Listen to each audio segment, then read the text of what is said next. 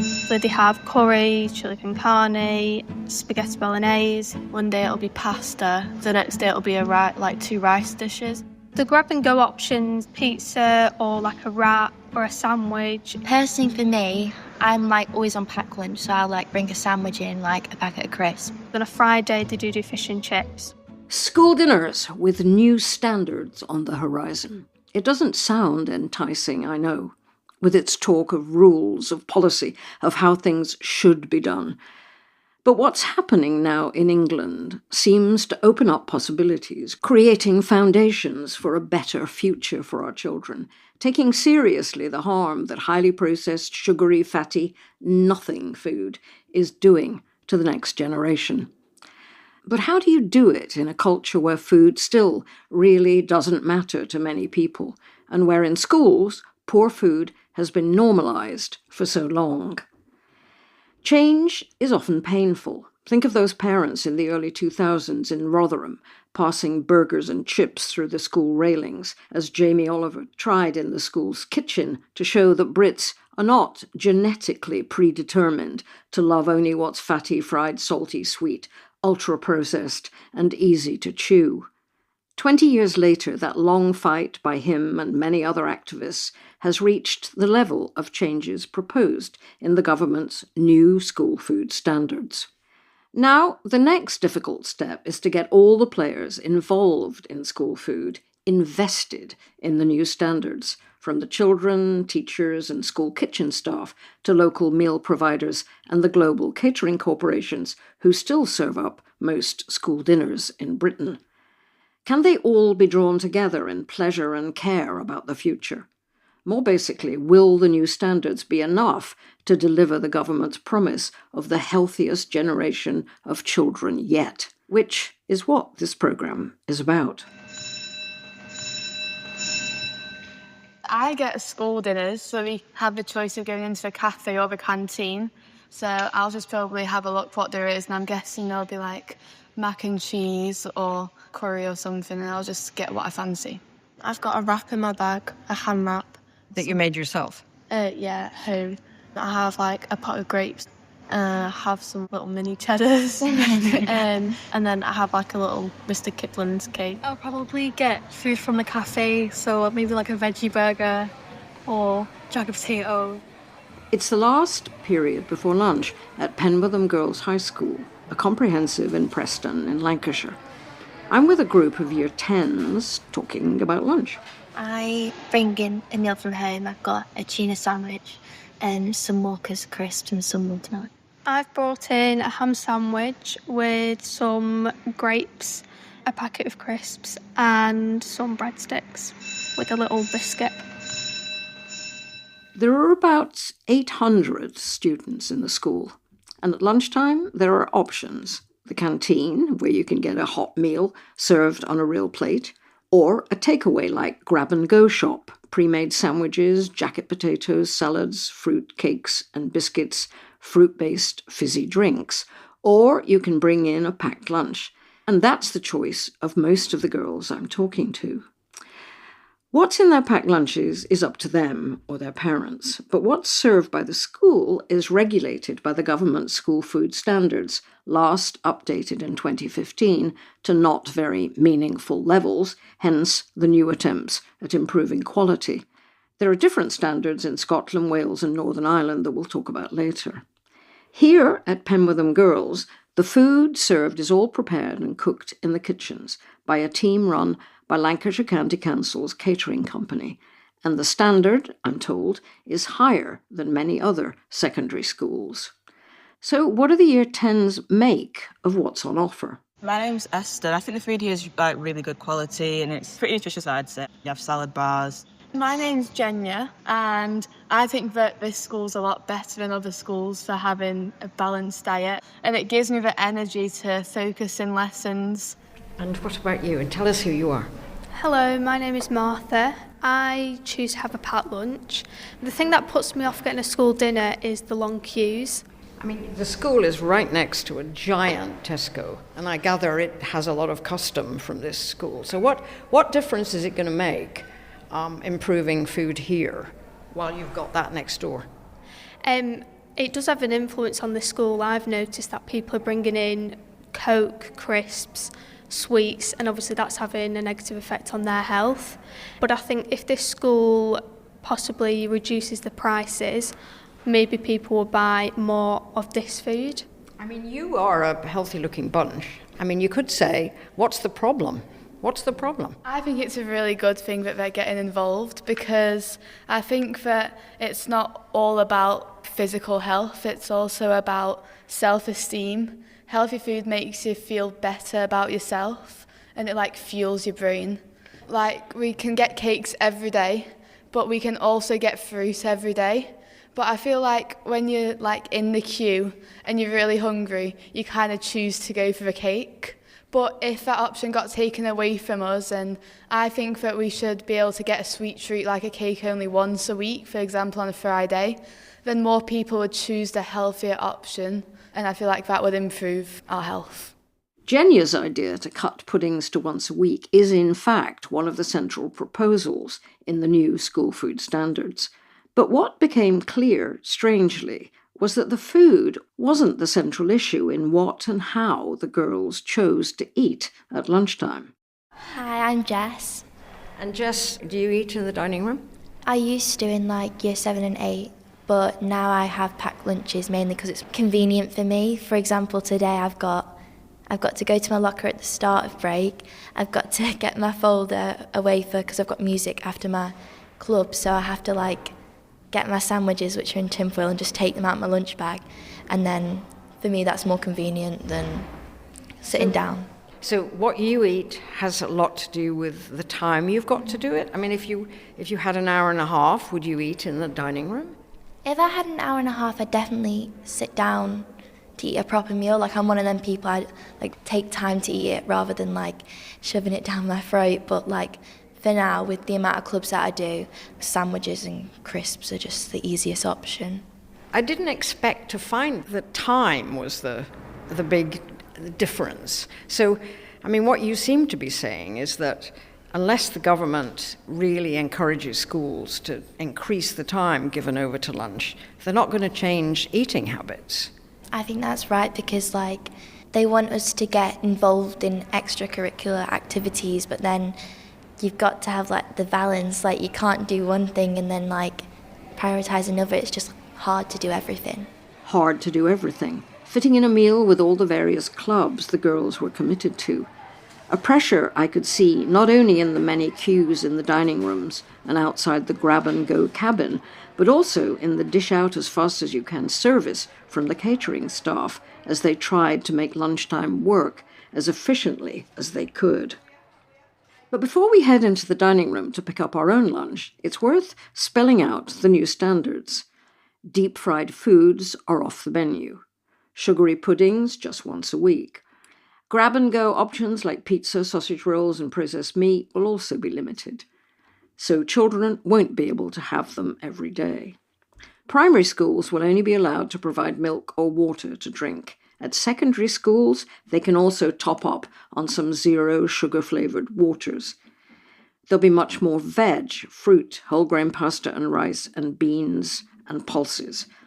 All meals will have to be served with vegetables or salad, including the grab-and-go. There's a lot more in the details, which run to over 16 pages. If approved, the changes will be enforceable in primary schools from September 2027 and in secondary schools the following year. Someone who's had a big role in shaping the new standards is Anna Taylor, Executive Director at the independent think tank charity, the Food Foundation. I asked her what she thinks will feel like the biggest change. Probably the changes will feel bigger in secondaries, because I think that's where we've moved the furthest towards pre-prepared convenience foods. Moving away from some of those grab-and-go items, I think will feel different. I think it does also require secondaries to be thinking about that whole mealtime experience and the extent to which it does give children enough time to sit down and eat together. The consultation closes on June the 12th. Some of the planned changes seem complex, like the restrictions on the use of cheese as a main ingredient. That can't be used more than once a week. Too detailed? Yeah, I mean, it has to be detailed in order to make sure that there aren't too many inadvertent loopholes created. And I think the cheese one in particular is to ensure that the vegetarian option isn't only cheese. The other one is that on processed meat, for example, you can only serve that once a week. Similarly, batter-coated or breadcrumb-coated food, including pastry.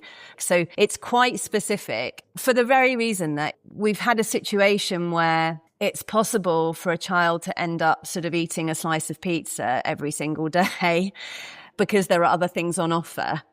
And so because the other things are on offer, the standards are compliant, but actually a single child can end up eating a very poor diet across the span of the week. And so the idea here is to minimize that risk. I think that is one of the most shocking indictments of the present system. Yeah, I mean, we've got a long way to go in some schools. The problem that we've also had with the current standards, they're not that bad, but they've not ever been monitored. And so we've now got a situation where standards have dropped essentially below what they should be because people are not paying attention. Such a plan will need monitoring. How? Well, so far, it will rely on a school governor being appointed to ensure staff have the right training, equipment, and that the menus are following the standards. And there's not much money to help the process along. 3p per meal is being added to what schools are paid for supplying free school meals, though from September, more children will be eligible for those free meals. I asked Anna what's missing from the standards. For example, there's no mention of ultra-processed foods, UPFs, the foods that now make up a high proportion of what UK children and teenagers regularly eat, and which now, good evidence shows, are strongly linked to many serious health problems. There's no mention of UPF, but there's built in quite a lot of reference to high fat, sugar and salt foods, and those, of course, have a big overlap with ultra-processed foods. The proposed standards go a long way to address some of the really big gaps in the current standards. I think a lot of their success will now rest on the consultation landing where it's currently is and not being eroded in terms of its ambition in the coming months. That's really, really important. But also this wider package of monitoring being really important. There are also outstanding funding questions for small schools when you don't have a critical mass of pupils eating in the canteen. You can't get to those economies of scale, and small schools really struggle to provide the meals that they should be providing within the funding that is available. So there are wider things that need to be in place for this to be a full success, but this really does feel like a big milestone. What does it say about, the quality of the food being served? Because, there's good quality cooking and there's, let's just shove more beans and vegetables at the kids. Are these standards going to address that? Not explicitly, but I think, as I say, the ambition is to really maintain high uptake of the meals. And so quality will really come into that. I mean, the other aspect of quality also, of course, is around sourcing. And the government has an ambition to shift the public procurement of food with a goal of getting to 50% of that food being either locally procured or to higher environmental standards. As yet, those rules, government buying standards, are not applied to schools, but we know that there's ambition. Anna Taylor, head of the Food Foundation. We asked the Department for Education in England why buying food locally isn't part of the standards. It told us it continues to, quote, work closely with DEFRA to support our pledge. We will also assess how we can support schools to purchase nutritious local produce within their current financial parameters. In Penwortham, the food hatches are open and the queues are building. Genya, one of the Year 10s I talked to earlier, took me to the front of the canteen queue. Hash browns, omelette, sausages, beans, so that's the all-day breakfast. And then I could have a jacket potato or spaghetti with garlic bread or a pasta pot. Genya chose the all-day breakfast, something that could be served under the new school food standards, but that sausage from Booths, it said on the menu, the Northwest supermarket chain, would be the one and only portion of processed meat for the week. Outside, the playground is very crowded, with girls eating their lunches at picnic tables, some with takeaway boxes from the grab-and-go cafe, others with food they've brought from home. So this is our outdoor eating space. You can see there's lots and lots of different picnic tables that we've got, and the girls just tend to sit around and eat socially. I'm Alison Katanak. I'm an Associate Assistant Head Teacher here at the school, and I also teach music. We've also got another indoor covered area over here which just has seats in. When I first came in, Alison, I asked you if you ate lunch in the dining room, but you, like the girls, it's curtailed for you. I suppose it is.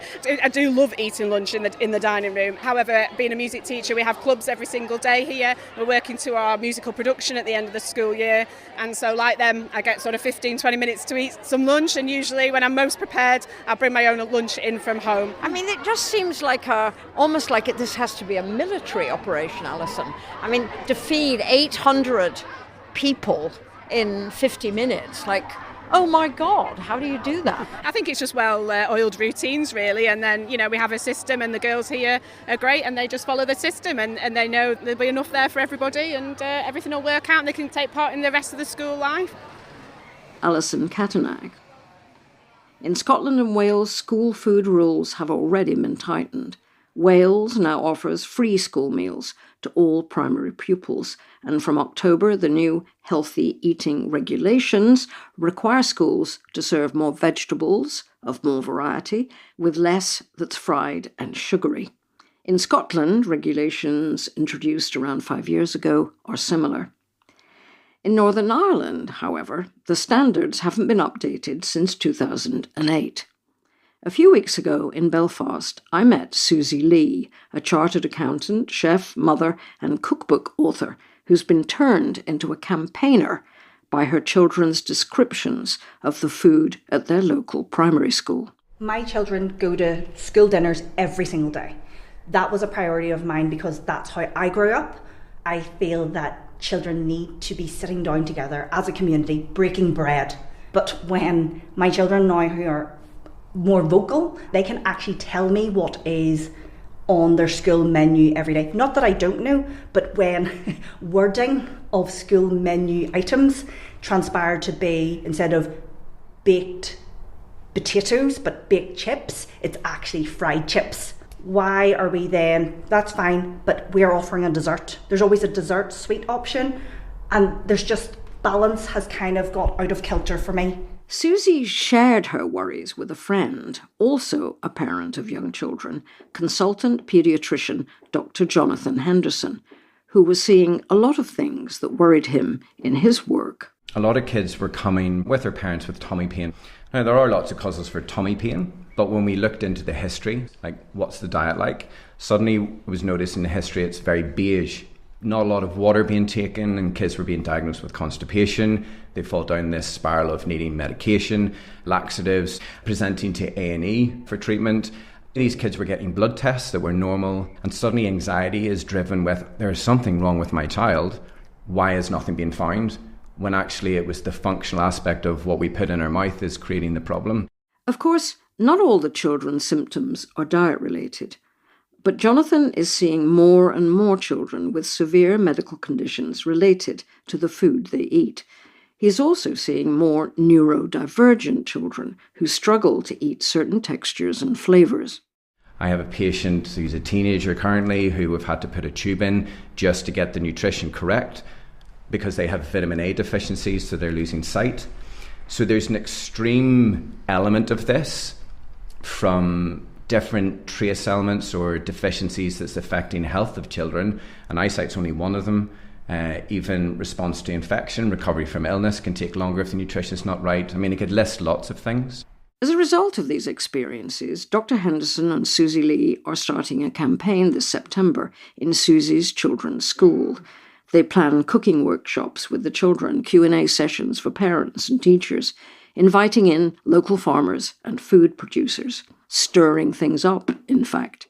Parents, they've asked me lots of times, how do I get children to eat vegetables? I'm saying blitz them, hide them, grate them, whatever you want to do. But even if you're having a pizza or a burger, just boil some broccoli or cut up some raw carrot. That's brilliant. You're adding a bit of colour to the plate of food, and that small little bits of exposure to different foods for your children is going to be massive in the future. So Johnny can then answer some of those questions that parents are asking. And what we actually did, we surveyed the school, and that sort of informed us of how we should target this, because we are definitely of the view that we're not going to go in to tell people what they need to do, because they don't know what they don't know. We need to see what is it that we can do to help and allow for that open Q&A. So for me, sharing experience, because I can share what I see, so in preventative medicine term, share this with the public and go, if you don't follow these steps, potentially this could happen to you or your child. Paediatrician and parent Dr. Jonathan Henderson with cook and parent Suzie Lee in Belfast. They make a rare combination, ready to launch a campaign that promises to make waves. Everybody that you can hear in this programme knows that changes like these are a long way from straightforward. Food is visceral, part of our identity, and we bridle at that identity being challenged. As I said earlier, in 2006, some families at a school in Rawmarsh near Rotherham pushed back against changes to school food, changes they saw as being forced on them from above. Writer Heather Parry grew up in Rawmarsh. 20 years after the event, she reflected in the online magazine Vittles on what happened and the impact it had. There wasn't much going on in Rotherham around the millennium, or at least that's what it felt like as a teenager, growing up in one of its surrounding villages. Both the coal and steel industries had been more or less replaced by retail parks and call centres, and the food was still very traditional, home-cooked Sunday roasts and pie and pea nights at the local pubs. But the diet of students at My Comprehensive was about to catapult Rotherham into the media spotlight. Around 2006, the headmaster of Rawmarsh School, taking inspiration from the Jamie Oliver School Dinners campaign, decided that the Rawmarsh diet needed a health-focused update.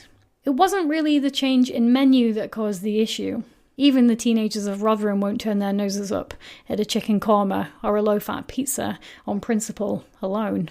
It was his decision to implement the new menu without student consultation that caused the problems, and the locking of the school gates at lunchtime was the final straw.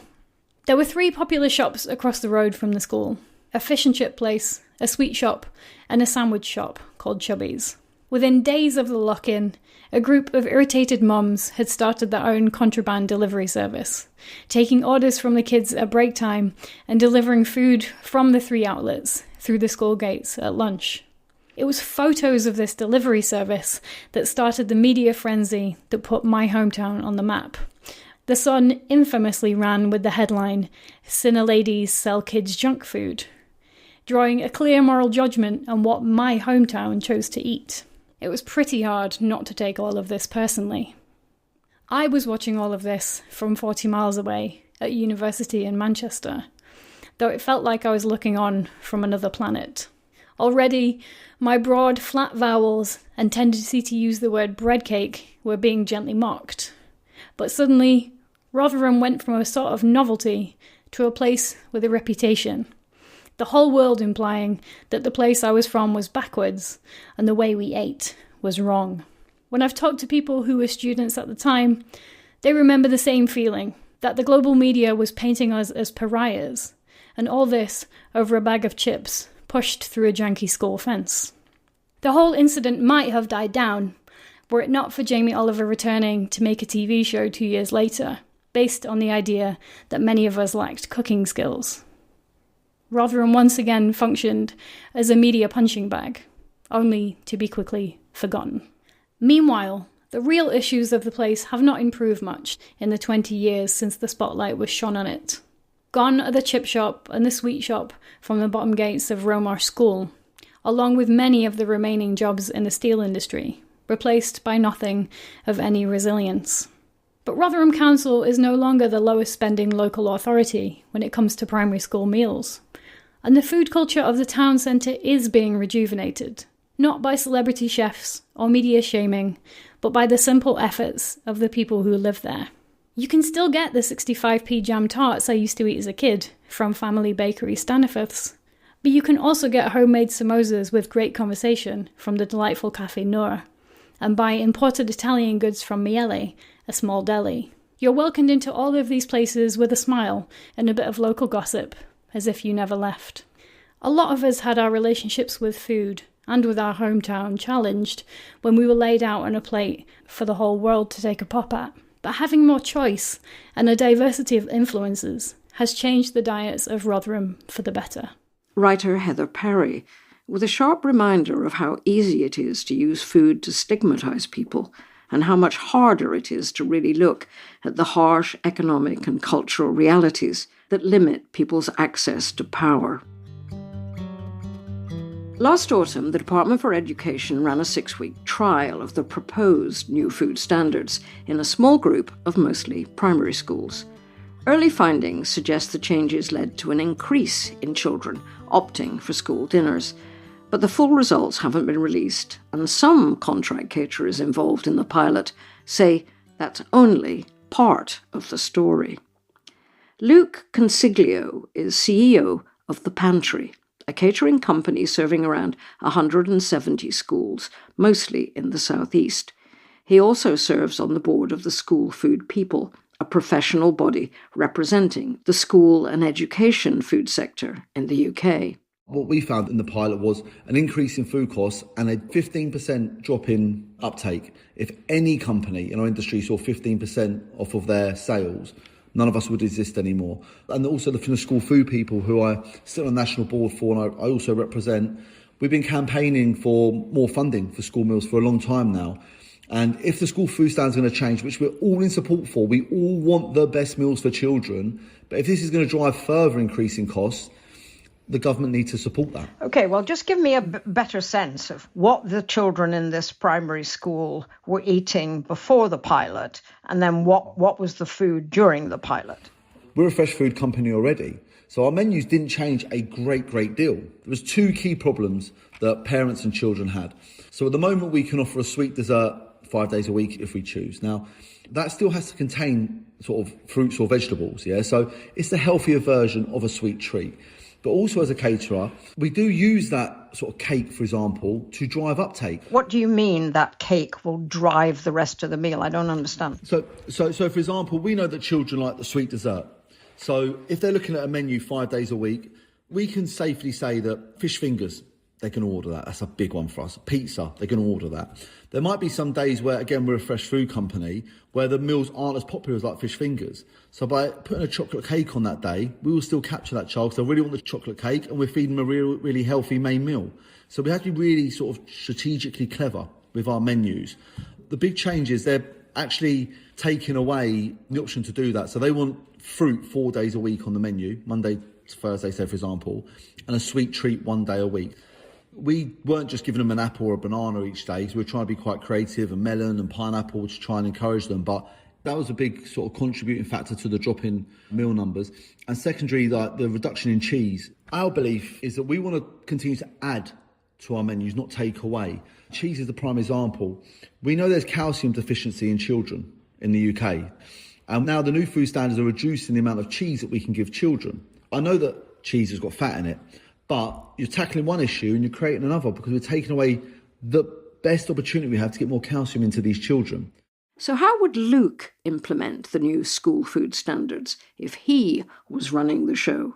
Firstly, I would decide as a government what's more important at the moment. Is it feeding children healthy meals or is it feeding children? Like, we're in a cost of living crisis. It's apparent.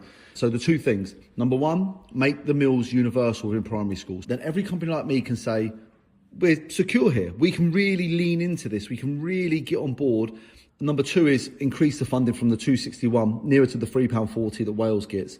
So we can use that money for the food on the plate and operationally managing that business. For us to convince kids and parents to order these meals and eat these meals, it's going to take a level of education. It's not going to come from the government centrally. It's going to come from companies like us. We need to be able to get back to affording nutritionists to educate the children and the parents about this. They're the two things: funding, universal feeding. Caterer Luke Consiglio. We asked the government's Department for Education to respond to Luke's criticisms. It told us the trials carried out last year showed healthier school food does not have to cost more. They say that most school meals are paid for by parents, with the prices set by schools and caterers, and free school meal funding is only part of a wider school budget. The Department for Education also said it's investing more broadly, including free breakfast clubs and the expansion of free school meals to more families from September this year. To help with the changes, from September, all schools will be able to get support from the School Food Project, a collaboration of several organisations led by Chefs in Schools. For the past 8 years, Chefs in Schools have been placing chefs into schools to help reshape food, not just at lunchtime, but across the wider school day, as you might have heard here on the food programme. Its chief executive is Naomi Duncan. So through the School Food Project, we want to have resources, training, guidance available for every single school. So in September 2026, we're going to launch a national hub that will be the go-to place where, whether you're a caterer, you're a school, you're a governor, whoever you are, you can go and you can access information, training, knowledge, and a network of people who can support you. We've heard from writer Heather Parry about her thoughts on what she sees as the top-down Jamie Oliver campaign from the early 2000s. How do you make changes happen and be welcomed by the people at the receiving end of these changes? I think that's the crux of the question, really, isn't it? The Jamie Oliver campaign of the early noughties drove hugely positive change in the long term. I think that there's a way of doing it where you engage children and young people, you engage schools, you have to demonstrate that it has benefits for everybody involved. It's not just you change the food because the government tells you to, it's you change the food because it helps children feel perkier in the afternoon, take in all of that brilliant learning they're getting. For the kids, it's not, government is forcing you to suddenly eat vegetables, but it's if you eat these things, they're good for you, they make you feel good, and they can taste really good if they're done right. Government can pull levers and change laws and change regulations, but it's on civil society and caterers to work with schools to do that kind of groundswell movement that says, actually, this is a positive thing that we should be doing anyway. You think that what the government is asking for is in these standards is realistic? I mean, you know how school kitchens work. You know how the big global companies fill their contracts. Is it realistic what the government is asking for? Yes. I'm a caterer. I've done this my whole career. I've spent 20 years feeding people en masse in a whole bunch of different environments. Our industry can do absolutely anything. And I also really don't think, Sheila, that these standards are such a dramatic shift. These are sensible and much needed tweaks to what are already pretty decent standards. Naomi Duncan from Chefs in Schools. If you want more information, by the way, on the School Food Project, you can sign up on their website, schoolfoodproject.org.uk. As someone who's reported on school food for decades, I've often been mystified by the British reluctance to take lessons from elsewhere, particularly from places where they don't suffer the same degree of chronic sickness that now bedevils us in the UK. Scandinavia, Finland, France, many Mediterranean countries, and Japan all take school food seriously. Japan came to our attention recently when we saw online some videos made in a Japanese school by Colette Fox, who's the public food lead at the charity ProVeg International. Colette was in Osaka with the Global Child Nutrition Foundation, gathering information on school food and its links to public health. Japan has one of the lowest rates of obesity in the rich world, an achievement that many observers see tied into government policy since the 1950s. That's given priority to good quality school food, linked to education about food and its direct connections to health. Colette Fox told me about her visit. The main principle, I would say, of the 4 days was to learn about shoku-iku, which is this Japanese principle of like a holistic approach to food and nutrition education. I came away thinking this is the gold standard. Each school has a nutritionist, and school lunch is not just a lunch, it's one of the lessons of the day. So every day, this trained, qualified nutritionist who's prepared and planned all of the meals perfectly, they give a 2-minute kind of nutrition lesson. There's one meal, that's it. Nothing processed, everything as local as possible. Once the food is prepared, the children, whether they're 5 years old, 10 years old, they go into the kitchen and they collect the big pots of food and they carry them into their classrooms. They wash their hands, they put little hats on and overalls and face masks, and they take it in turns to serve the food. They have lots of separate little bowls, so you have your rice and your miso soup and vegetables and your kind of protein.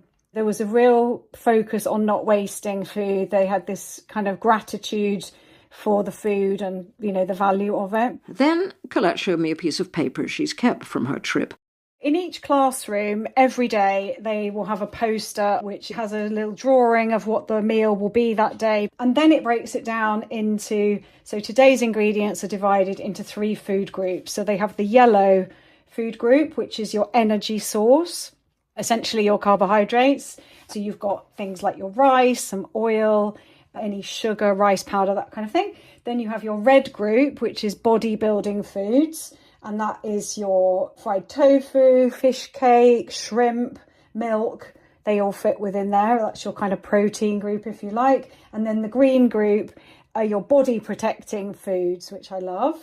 And these are all your vegetables. So we have, the day I was there, we had Japanese radish, bean sprouts, pickled ginger, carrot, bok choy, cabbage, green onions, Japanese spinach, loads of veg.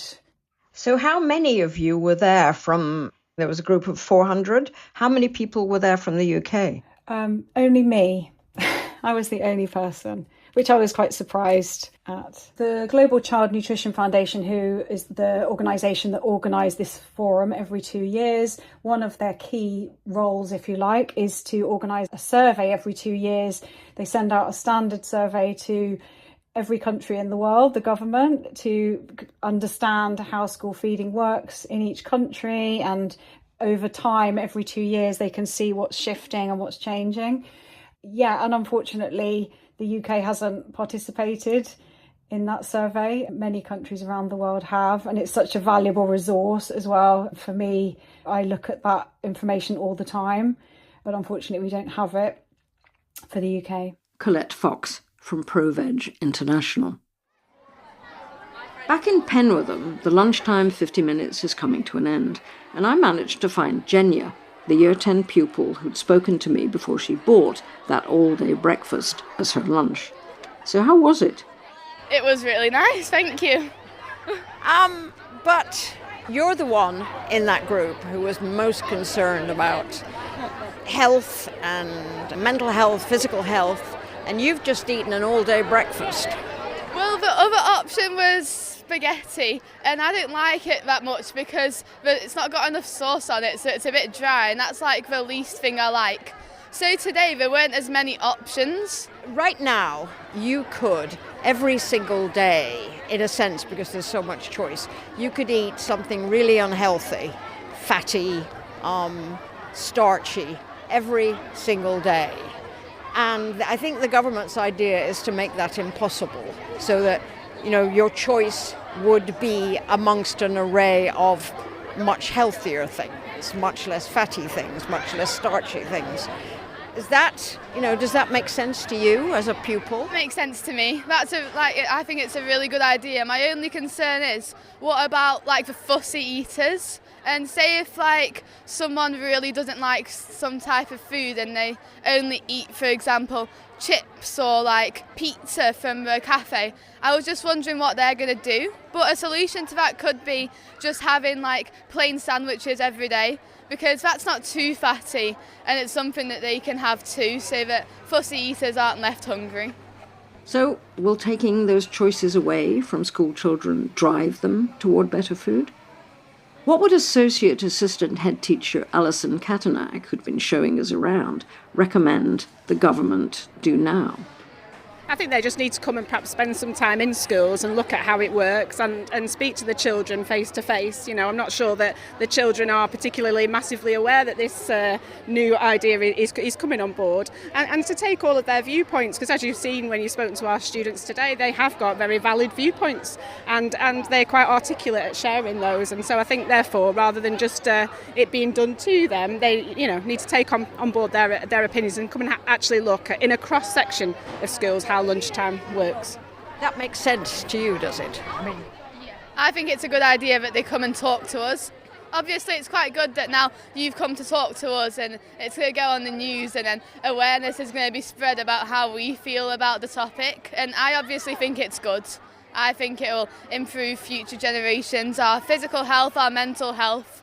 And I just think it's a really good step forward to just improve in the future. Well, the consultation for the new school food standards is still open if you want to have your say. It closes soon on June the 12th. It's 16 pages of rules, but rules that many believe have the potential to shape the next generation's chances of living a long and healthy life.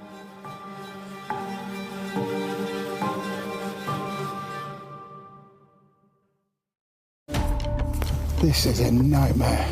I need to get out of here because I do not want them to see me. A search across borders in some tricky situations. Shoot, there's a boat in the back of that car. Yeah, there is. No, don't get out. Watching smugglers who bring thousands of people to the UK. They have guns, they have knives. They have no shame. And at the top, a man who keeps his identity well hidden. If they know I'm talking about him, they come tonight, they will kill me. Pop, pop, pop, pop. Can we find out who he is? From Radio 4, this is Intrigue to Catch a King. Listen first on BBC Sounds.